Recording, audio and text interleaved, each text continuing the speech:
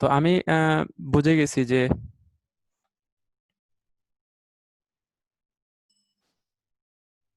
হ্যাঁ রেকর্ড হচ্ছে যে যেহেতু সরণের মান 0 তখন তারা সময়ের মান যখন 0 যেহেতু সরণের মান তারা তারা এ লিখতেছে, তার মানে শিওর তারা কজের ইকুয়েশনটা নিয়ে কাজ করতেছে। দেখো এটা কিন্তু একদম নির্দিষ্ট করে না যে তোমার কজেরটাই নিতে হবে, বাট যেহেতু সমাধান করলে আমাদের যে কয়টা ইকুয়েশন আসে, যে কয়টা ইকুয়েশন আসে তার মধ্যে কজও আছে, তাহলে তো নিলেও তো ভুল হবে না, একদম নেওয়া যায়। তবে এটাই যে নিতে হবে তা না, তুমি কিন্তু চাইলে সাইন নিয়ে কাজ করতে পারো, যে যখন সময়ের মান 0 তখন তুমি সরণের মান 0 দিতে পারো, কোনো অসুবিধা নাই। ঠিক একই রকম তখন কিন্তু এই চার্টের সবকিছু চেঞ্জ হয়ে যাবে। তো তারা যেটা দিছে আমরা এটা নিয়েই মোটামুটি কাজ করি, যে আমাদের ইকুয়েশনটা আসবে তখন যে x equal to a cos omega t। তারা এই ইকুয়েশনটা নিয়ে কাজ করতেছে। তো বলছিলাম যে এখানে তুমি টাইমের মান যদি 0 বসায় দাও, দেখো cos 0 সমান হয়ে যাবে 1, তাহলে আছে 1 ইনটু a, x এর মান চলে আসবে a। তারা আবার এখন যে ডিরেকশনে আছে এটারে পজিটিভ ধরতেছে। তো তারপরে আবার t/4 বসাতে পারো, t/2 বসাতে পারো। জাস্ট টাইমের মানটা বারবার চেঞ্জ করে তুমি নিজে নিজেই দেখো। জাস্ট এই টাইমের পরিবর্তে এখানে যা দেয়া আছে এগুলা লিখবা, 0, t/4, t/2, 3t/4 আর t। আর ওমেগার পরিবর্তে 2 pi by capital T, 2 pi divided by capital T. এই ইনফরমেশনটুকু এখানে ইনপুট দিলে পরে দেখবা সরণের মান যে থাকতেছে প্লাসে এই চারটা পেয়ে যাবা। ঠিক একই রকম তারে যদি আমরা ডেরিভেটিভস করে দিই তাহলে কি পাবো, b সমান ওমেগা এ, না মাইনাস আসবে সরি, cos যেহেতু তাহলে প্রথমে একটা মাইনাস চলে আসবে, minus omega a sine omega T, omega a sine omega t. এটা হচ্ছে আমাদের বেগের ইকুয়েশন। এই সরণ থেকে বেগে কিভাবে আসছি জাস্ট একবার তুমি সময় সাপেক্ষে অন্তরীকরণ করে দাও তাহলেই বুঝে যাবা। এখন তাহলে এখন এই সেম যে এই টাইমের পরিবর্তে তুমি 0 বসাও, t/4 বসাও, t/2 বসাও, 3t/4 বসাও, t বসাও, বসানোর পরে বেগের এই লাইনটা পেয়ে যাবা তুমি, 0 মাইনাস ওমেগা এ এগুলো পেয়ে যাবা। তাহলে তুমি আবার টাইমের রেসপেক্টিভ ডেরিভেটিভস করো, তাহলে এখানে চলে আসবে এ, আমরা জানি বেগকে সময় সাপেক্ষে অন্তরীকরণ হলে ত্বরণ পাওয়া যায়। আর এখানে চলে আসতেছে মাইনাস ওমেগা স্কয়ার। কি জন্য, এখানে তো ওমেগা আছেই, আবার ওই যে ওমেগা টি, তাহলে যখন আবার টাইমের রেসপেক্টিভ ডেরিভেটিভস করব আবার একটা ওমেগা চলে আসবে, তাহলে ওমেগা স্কয়ার এ cos ওমেগা টি। এই তো, তাহলে এই যে তিনটা ইকুয়েশন তুমি জাস্ট এখানে এগুলা বসাবা। বসানোর পর যখন তুমি এই ডাটাগুলা পেয়ে যাবা, এখন তুমি গ্রাফসে প্লট করবা। এই তো, গ্রাফসে প্লট করা তো একদমই সহজ। আচ্ছা আমি একটু দেখিয়ে দিই আবার।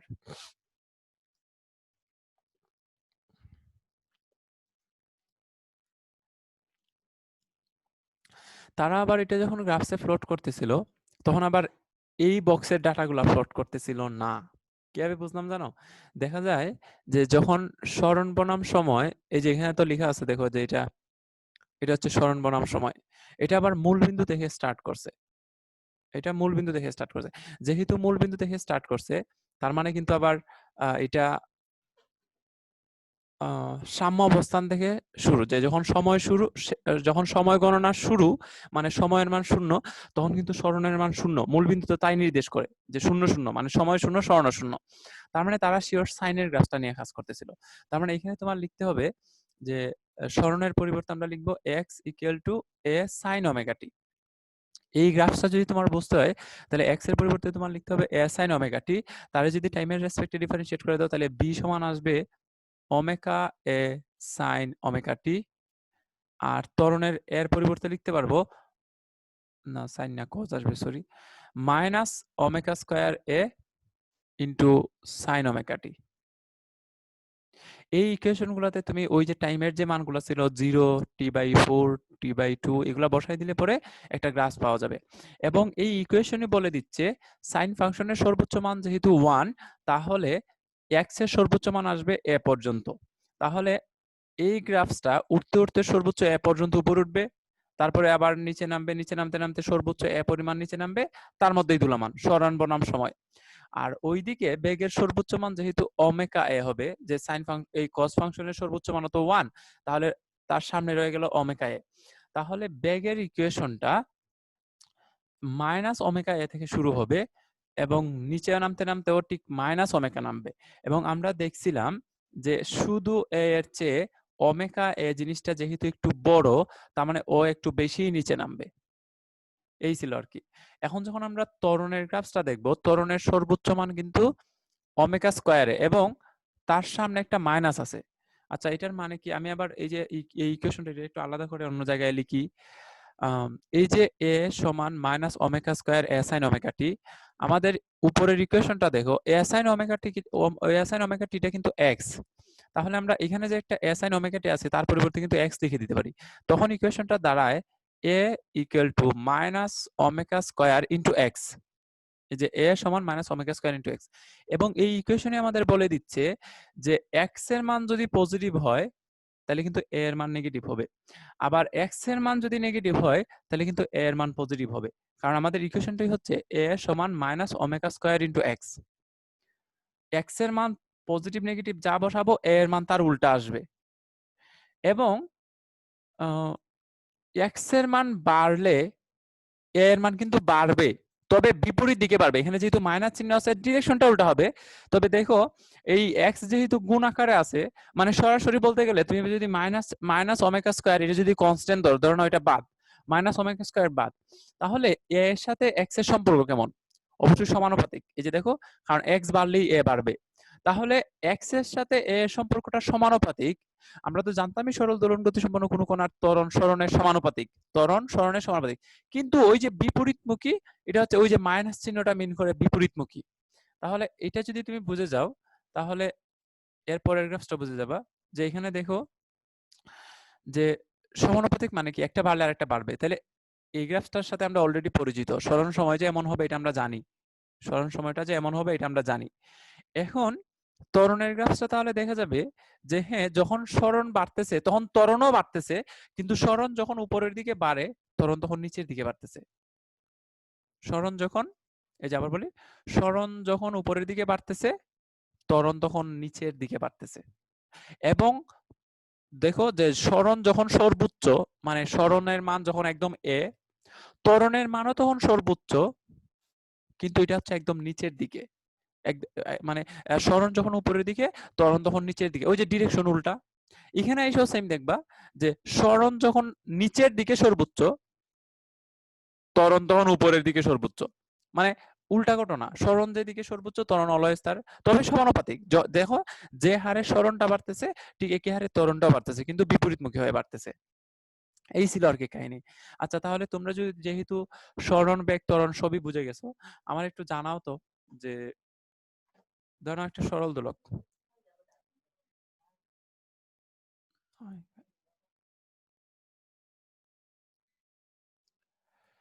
ধরো নাও একটা সরল দোলক, হ্যাঁ, এটার নাম ও,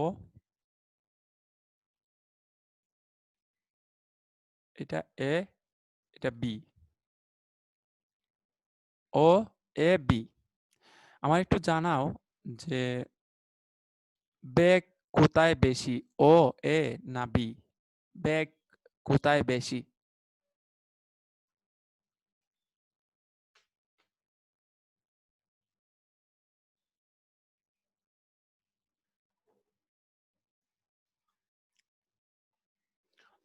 আচ্ছা, থ্যাংক ইউ। আর বেগ শূন্য কোথায়, মানে বেগের মান শূন্য কোথায়?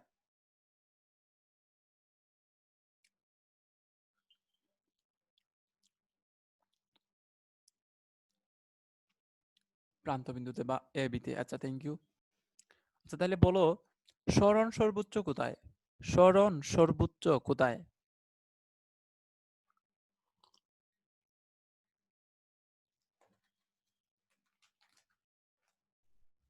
এই সরণ সর্বোচ্চ, সরণ সর্বোচ্চ কোথায়?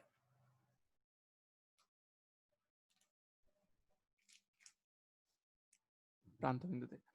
আচ্ছা, তাহলে এখন আসলে এত সব প্রশ্ন করার মানে হচ্ছে ফাইনালি আমার এতটুকু বলো যে ত্বরণ সর্বোচ্চ কোথায়, ও এ না বিতে ত্বরণ সর্বোচ্চ কোথায়?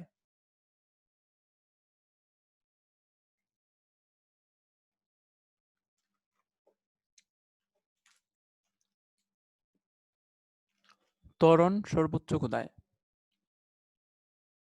এ বিতে প্রান্তবিন্দুতে। Thank you.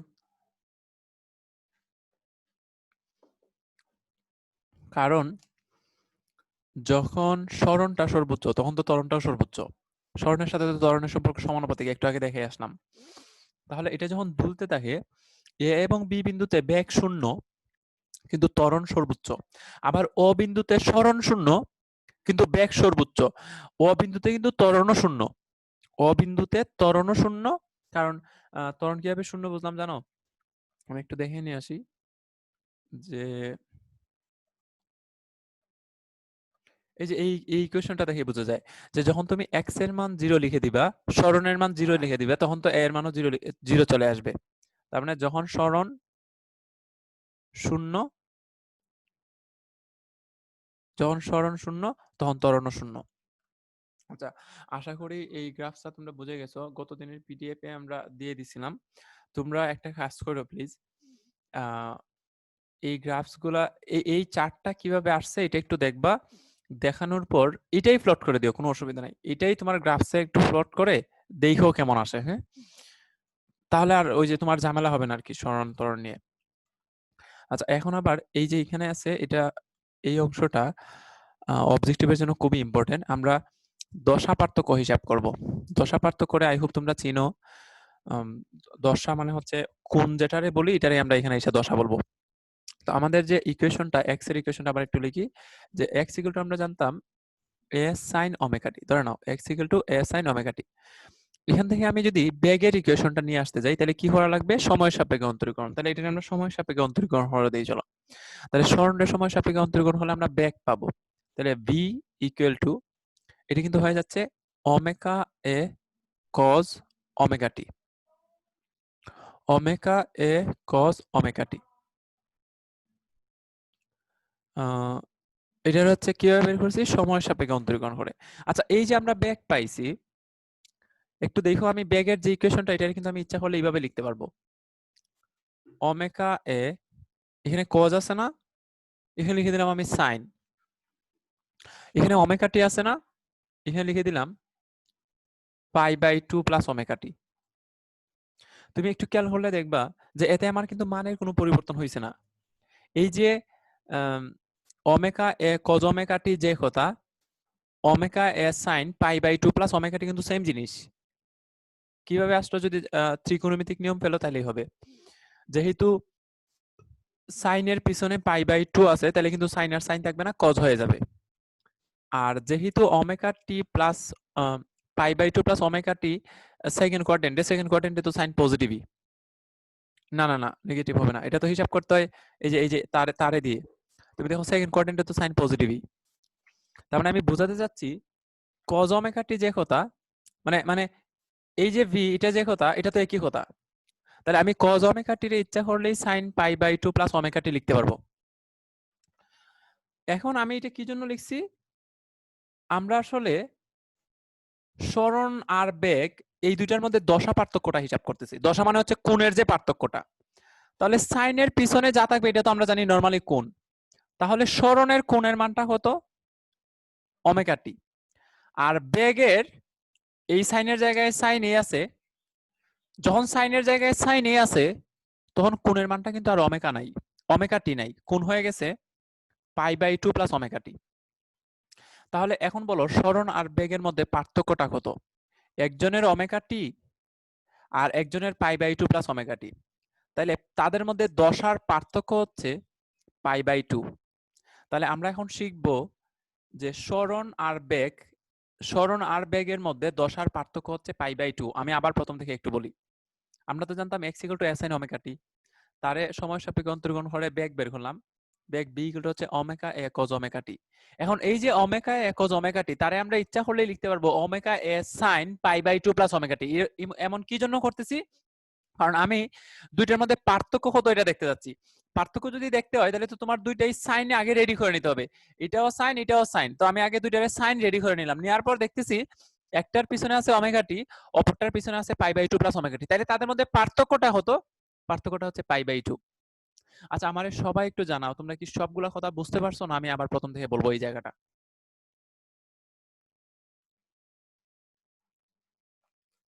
এই তোমরা কি বুঝছো?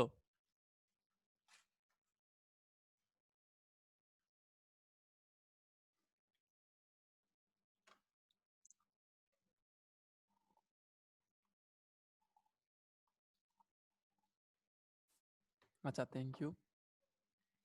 তাহলে প্লিজ এখন এটা একদম মুখস্থ করে রেখে দাও যে সরণ ও বেগের মধ্যে দশার পার্থক্য হচ্ছে আসলে π/2, 90। আচ্ছা, এখন আমরা ত্বরণের সাথে তার পার্থক্যটা কত দেখি। এই এই ইকুয়েশনটা আপাতত লাগবে না, এটা বাদ দিয়ে দাও।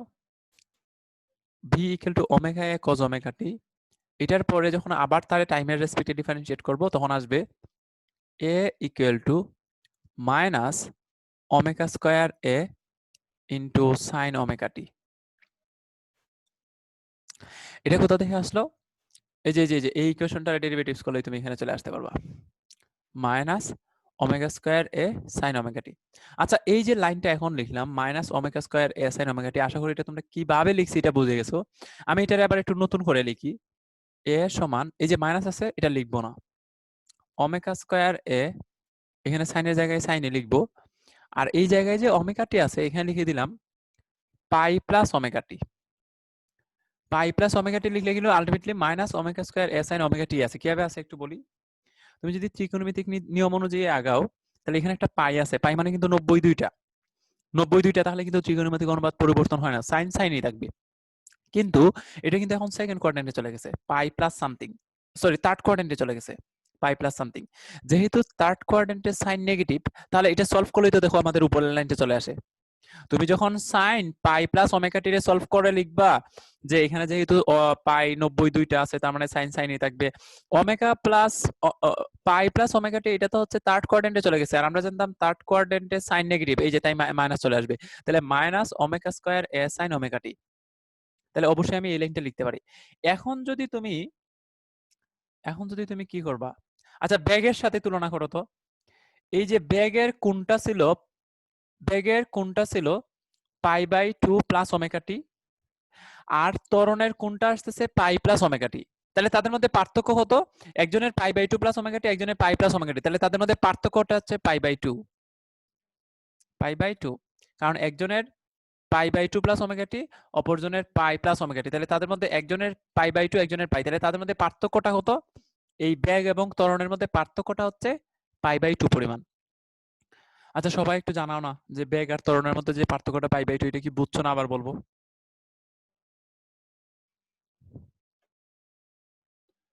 বেগ আর ত্বরণের মধ্যে পার্থক্যটা যে π/2, এটা কি বোঝা যায়? আচ্ছা, আচ্ছা আবার বলি।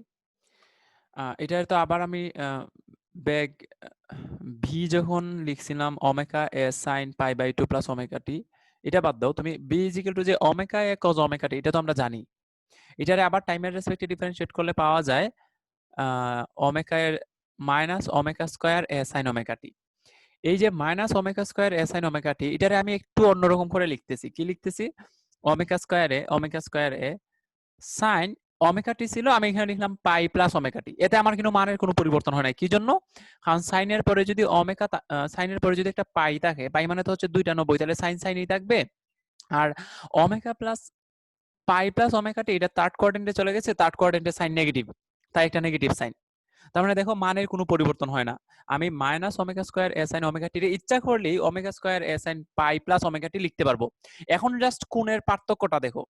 বেগের ছিল π/2 প্লাস ওমেগা টি, আর ত্বরণের আসতেছে পাই প্লাস ওমেগা টি। অনেকে বলবা এখানে তো আছে ওমেগা, এখানে তো আছে ω²। আমি তো সামনে বিস্তারের মান হিসাব করতেছি না যে সামনে কি আছে, আমি হিসাব করতেছি যে কোণের মানটা কেমন। বেগের বেগের ক্ষেত্রে কোণের মানটা হচ্ছে π/2 প্লাস ওমেগা টি, আর ত্বরণের ক্ষেত্রে কোণের মানটা হচ্ছে পাই প্লাস ওমেগা টি। তাহলে কোণের যে পার্থক্যটা কত, একজনের আছে π/2 প্লাস ওমেগা টি, একজনের আছে পাই প্লাস ওমেগা টি, তাহলে পার্থক্যটা হচ্ছে π/2। Thank you. তাহলে আমরা এখান থেকে সবগুলা সেন্টেন্স যদি একসাথে পড়ি তাহলে বলবো যে সরণ আর বেগ তাদের মধ্যে পার্থক্য কত? π/2। সরণ আর বেগের মধ্যে পার্থক্য হচ্ছে π/2। তাহলে বলো বেগ আর ত্বরণের মধ্যে পার্থক্য হতো, দশার পার্থক্য হতো π/2। তাহলে বলো সরণ আর ত্বরণের মধ্যে পার্থক্য হতো শুধু পাই। এখন যদি এখান থেকে কিন্তু স্পষ্টতই দেখা যাচ্ছে যে, দাঁড়াও আমি একটু দেখাই, শিট কি হচ্ছে এসব। এই যে উপরের লাইনটা দেখো সরণ, x equal to a sine omega t, আর আরেকটা দেখো ত্বরণ sine pi plus omega t. তাহলে একটাতে শুধু ওমেগা টি, অপরটাতে পাই প্লাস ওমেগা টি। তাহলে পার্থক্যটা কত? পার্থক্যটা হচ্ছে পাই এর বা 180 এর। তার মানে আমি বোঝাতে চাচ্ছি যে সরণ আর ত্বরণের মধ্যে দশার পার্থক্য হচ্ছে পাই, পাই পরিমাণ। আশা করি এতটুকু বুঝতে পারছি। তাহলে দশা পার্থক্য নিয়ে আর কোনো কথা হবে না। সরণ বেগের মধ্যে দশার পার্থক্য 2 পাই বাই 2, বেগ আর ত্বরণের মধ্যে পার্থক্য পাই বাই 2, আর বেগ আর ত্বরণের মধ্যে পার্থক্য হচ্ছে শুধু পাই। এইটাই এখানে লেখা আছে যে, এই যে এখানে দেখো লেখা আছে বেগ আর সরণের মধ্যে দশার পার্থক্য হচ্ছে পাই বাই 2, আবার ত্বরণ আর সরণের মধ্যে দশার পার্থক্য হচ্ছে পাই অথবা 180। আশা করি এখানে সবগুলা লাইন বুঝতে পারছো।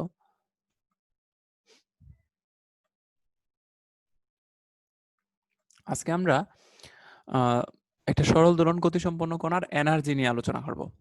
শক্তি, দুই ধরনের শক্তি থাকতে পারে, একটা হচ্ছে গতিশক্তি আর একটা হচ্ছে বিভব শক্তি। প্রথমে গতিশক্তিটা একটু দেখি। আমরা কিন্তু যে কোনো মুহূর্তে বেগের ইকুয়েশন এটা জানতাম, বেগ v equal to omega into root over s square minus x square. আশা করি তার কথা তোমাদের মনে আছে। সরল দোলন গতিসম্পন্ন কোনো কণার বেগ v equal to omega into root over s square minus x square, যেখানে a এর পরিচয় ছিল বিস্তার আর x ছিল কি, x ছিল তার যে কোনো সরণ। তাহলে এখন আমরা গতিশক্তি কি নামে জানতাম, গতিশক্তির ইকুয়েশনটা কি জানতাম? আমরা জানতাম গতিশক্তির ইকুয়েশন সমান হচ্ছে হাফ এম বি স্কয়ার।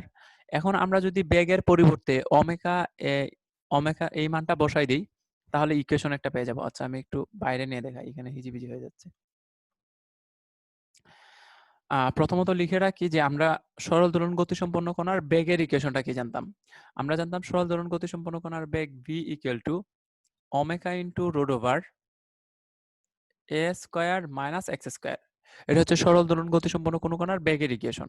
এখন আমরা যদি সরল দোলন গতিসম্পন্ন কোনো কণার এনার্জি মানে কাইনেটিক এনার্জিটা বের করি, গতিশক্তি, তাহলে ই কে সমান জানতাম আমরা half M V square, half M V square. তাহলে এক কাজ করি, বেগের মানটা এখানে বসাই দিই। তাহলে এম এর জায়গায় এম আর বেগের মানটা বসাই দিব। আচ্ছা এখানে যেহেতু হোল স্কয়ার আছে, তাহলে omega into root over a square minus x square then whole square, square minus x square whole square. Just বেগের পরিবর্তে এই মানটা বসাই দিছি। এখন এটার একটু গুছিয়ে দেখো, লিখতে পারবো হাফ এম ওমেগার উপরে হয়ে যাবে স্কয়ার, স্কয়ার আর রুট এটা কেটে দিলে আসবে a square minus x square. তাহলে দাঁড়াইলো ই কে সমান half M omega square square minus x square. আচ্ছা আমার একটু বলতে হবে যে ই কে সমান যে আমরা লিখলাম half M omega square square minus x square, আশা করি এতটুকু সবাই বুঝতে পারছো। ডান পাশের চলকটাকে আমার একটু জানাও, ডান পাশে কে পরিবর্তন হতে পারতেছে, ডান পাশের চলকটাকে।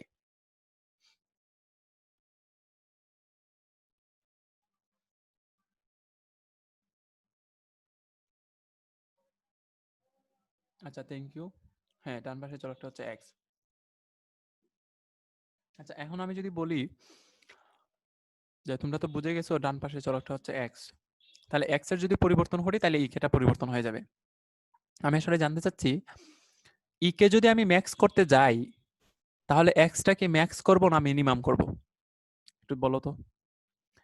ই কে যদি ম্যাক্স করতে যাই তাহলে এক্সটাকে ম্যাক্স করব না মিনিমাম করব?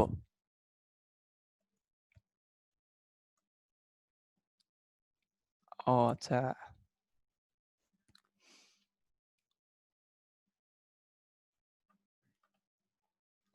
তাহমিদ কোনো অসুবিধা নাই, তুমি তুমি যদি চাও তুমি ইউজ করো এক্স এর পরিবর্তে ভি এর পরিবর্তে এস আইন ওমেগা টি ইউজ করো, আমার কোনো অসুবিধা নাই। একদম হুবহু অ্যান্সার সেম আসবে। আমি দেখাই দিব না এটা, অবশ্যই দেখাই দিব না, দাঁড়াও। উম, আচ্ছা কি বলতেছিলাম জানি, হ্যাঁ এক্স এর মান আমি যদি ই কে যদি ম্যাক্স করতে যাই তাহলে এক্স এর মানটা ম্যাক্স করব না মিনিমাম করব? আহ, এই ছেলেটার আনসারটা এখনই দিয়ে দিই তাহলে, দাঁড়াও। আচ্ছা তাহমিদ বলতেছিল যে আমি কি জন্য বেগের পরিবর্তে এইটাই বসাইলাম, বেগের পরিবর্তে তো আমরা এস আইন ওমেগা টিও লিখতে পারতাম। আচ্ছা আমি এটার একটা প্রমাণ দিয়ে দিই, দাঁড়াও। যে সেম যে আসবে এটার একটা প্রমাণ দিয়ে দিই। আমরা জানতাম x equal to a sin omega t, ধরে নাও। তাহলে v সমান কি আসবে? তাহলে আমরা v সমান পেয়ে যাব omega a cos omega t। আশা করি এটা সবাই বুঝতে পারছো কি জন্য আসছে এটা। সময় সাপেক্ষে ডেরিভেটিভস করে সরণ থেকে ব্যাক করে দিছি। আচ্ছা, এরপরে শোনো, এই যে v দেখতেছো, v এর জায়গায় v, ওমেগার জায়গায় ওমেগা, a এর জায়গায় a রেখে দিলাম। এখন এই যে cos ওমেগা t আছে না, cos ওমেগা t রে কিন্তু আমি ইচ্ছা করলে লিখতে পারবো root over 1 minus sin square omega t। এই আমার একটু জানাও তো, তারে তারে বুঝছো কিনা তোমরা? এই যে cos ওমেগা t রে যে root over 1 minus sin square omega t লেখা যায়, এটা কি বুঝছো? ওই যে cos থিটা সমান কি root over 1 minus sin square theta না? ওই যে cos square theta plus sin square theta সমান 1, এটারে সমাধান করলেই তো এরকম একটা কিছু পেয়ে যাবো যে cos থিটা সমান হচ্ছে root over 1 minus sin square theta. এই তোমরা কি এটা বুঝছো?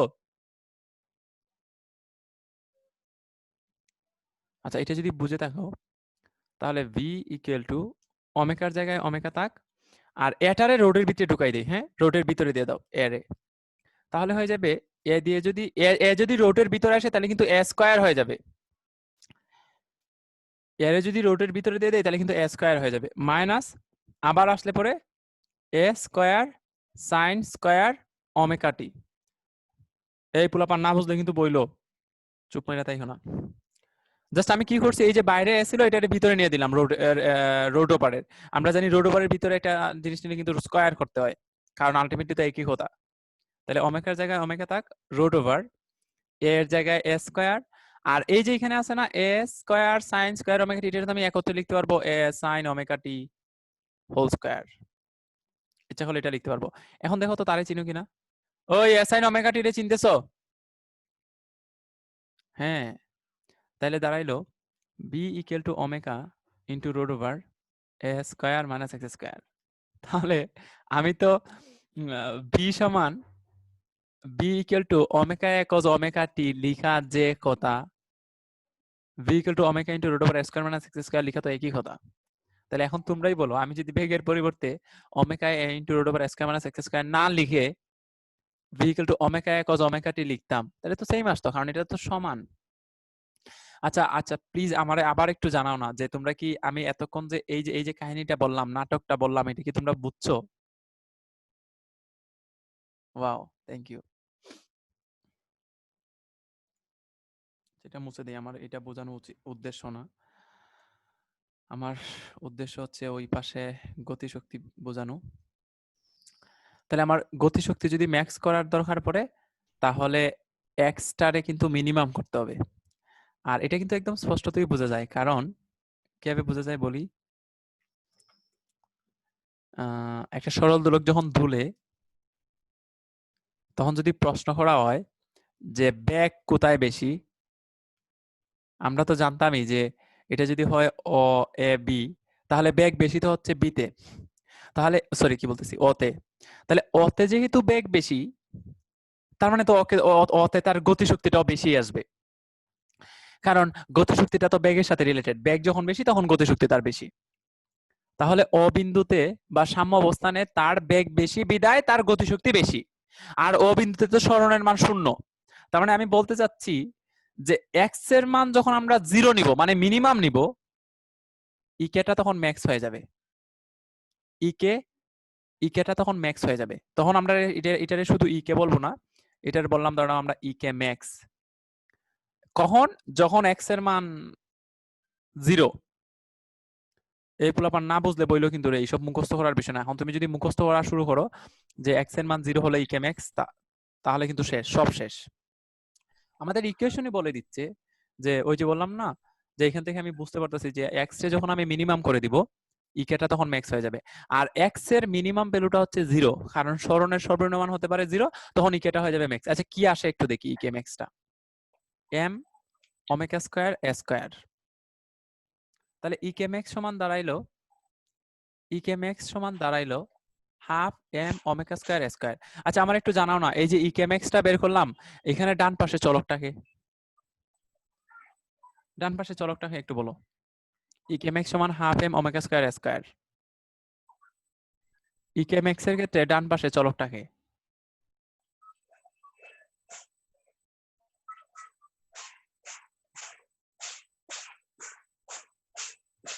হ্যাঁ চলক চলক নাই, জানি না নাইমা, চলক আসলে নাই, সব কনস্ট্যান্ট। তুমি দেখো M constant number, omega constant number, বিস্তার বিস্তার তো কনস্ট্যান্ট নাম্বার, আসলে নাই। আচ্ছা যেহেতু কনস্ট্যান্ট নাই, কি বলতেছে কনস্ট্যান্ট নাই, যেহেতু চলক নাই, তার মানে দেখো তো ইকে ম্যাক্সটা কি একটা কনস্ট্যান্ট নাম্বার না? আচ্ছা হ্যাঁ বুঝছি।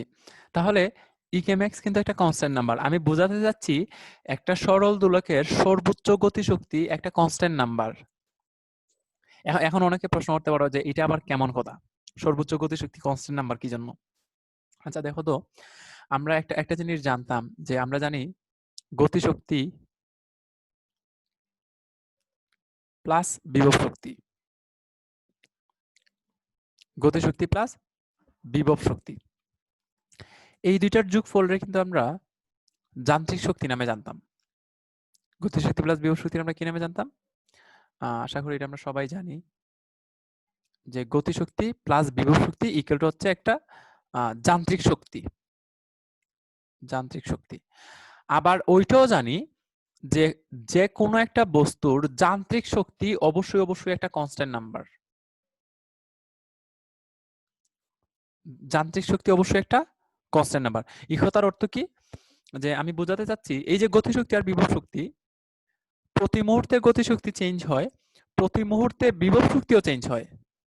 আবার বলি, প্রতি মুহূর্তে গতিশক্তি চেঞ্জ হয়, প্রতি মুহূর্তে বিভব শক্তিও চেঞ্জ হয়, কিন্তু যান্ত্রিক শক্তি কিন্তু চেঞ্জ হয় না। যান্ত্রিক শক্তি একটা কনস্ট্যান্ট নাম্বার।